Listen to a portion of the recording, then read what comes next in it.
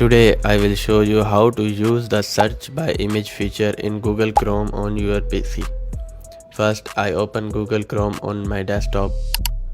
On the search bar I click the search by image icon. As soon as I clicked it, a drop down appeared with the option called upload file. I clicked on upload file and my file manager opened. From there I selected an image of earbuds and clicked the open button. Within a few seconds, Google Chrome scanned the image and displayed all related information. It showed the product name, details, similar images, and even the stores where this product is being sold.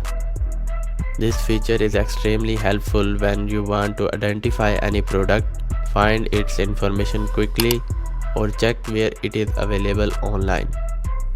If this guide helped you, make sure to like, subscribe and press the bell icon so you never miss my next tech guide.